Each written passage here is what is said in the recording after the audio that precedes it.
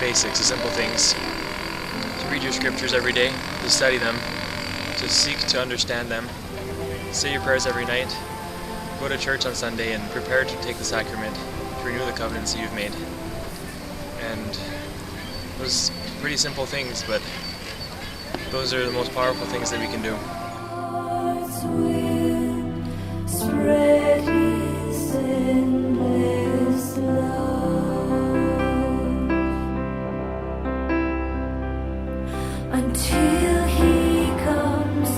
So I think the most important thing above all things is you have to talk with your bishop, because we have to talk with him anyway. But you have to be extremely honest about everything that's happened. Well, one thing that I wish I really did before my mission would have been to go out with the missionaries on splits or just to fellowship.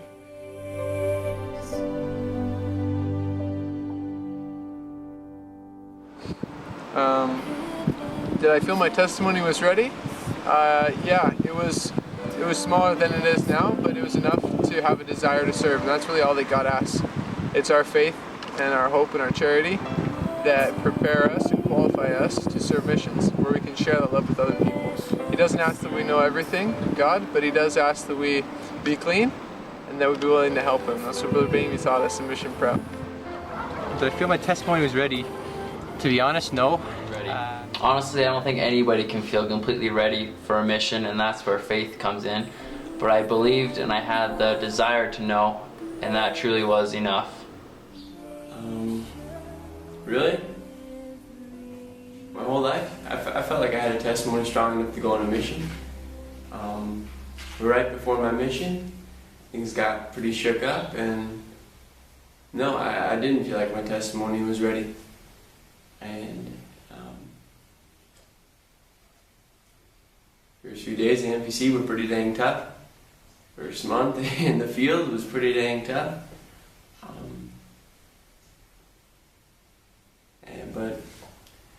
But I managed to pull through, and I'm here, and I'm working, and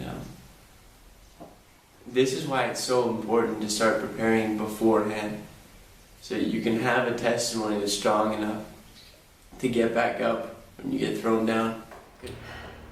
At first I was a little bit nervous, a little bit scared, thinking that, hey, I'm still a recent convert to the church, and I haven't really gained a strong testimony. I'm still learning, but I knew that it was right.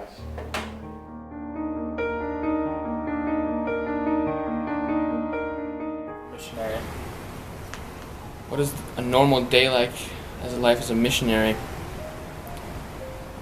A roller coaster of up and down. Then we begin proselyting. We can take an hour for lunch and an hour for supper. And while we're proselyting, we're out talking with people, we're tracking, we're street contacting, we're performing service, we're teaching people. Every blessing, tune my heart to sing thy grace.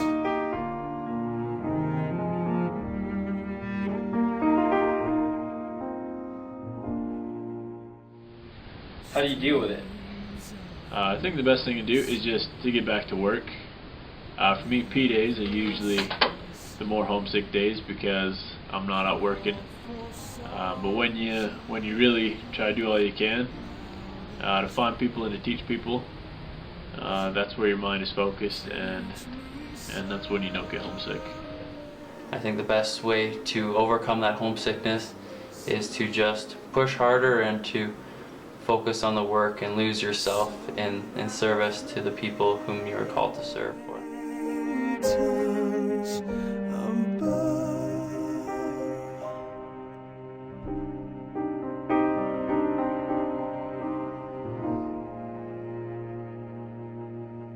Praise the Mount, I'm fixed upon it, Mount of... Do I feel like I'm making a difference? Absolutely I am. You know, it's so unique to teach people and to see them change and see them progress and then eventually see them enter the waters of baptism. Yes, I feel like we were making a difference, and I'm making a difference. this last Saturday, so like 2 days ago, we had a baptism, and the man that got baptized, he was an atheist before. He didn't believe in God or anything. I think the adversary or Satan would want to make me to think that I'm not. But I know that every day I wake up, I'm in the service of God. And as I serve God's children, I can truly change their lives.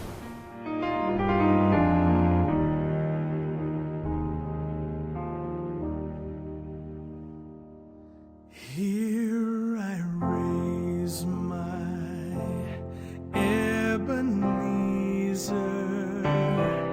hither by thy help I'm come. With people always rejecting the gospel, I feel sad for them, but as soon as I get that one person that just opens up and accepts it and can feel it, you can see it in their eyes that there's something changing. And that is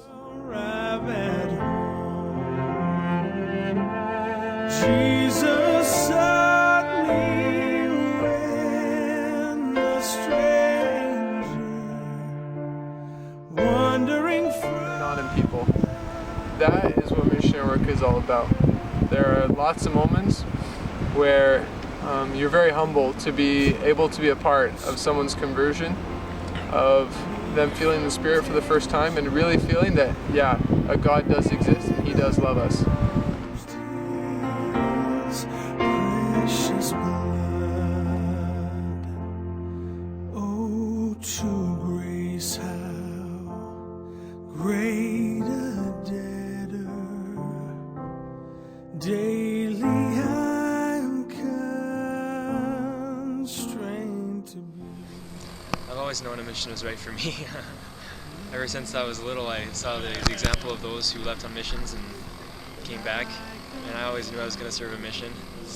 I took the opportunity to drive out to a place kind of by Cardston, a place I really like, it's special to me.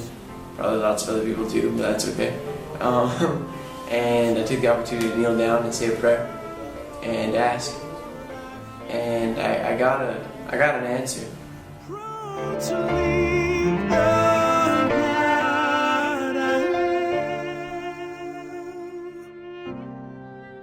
Here's my heart. Oh, take and seal it for thy courts above.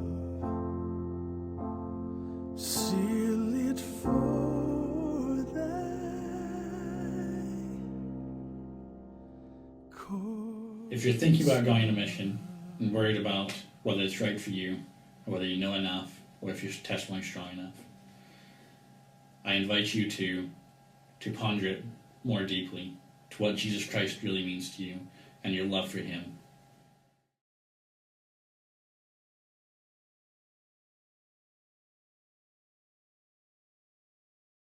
For me, and I know a mission is right for you. 5th row, 4th from the left, and it's right for you. It's awesome, so do it.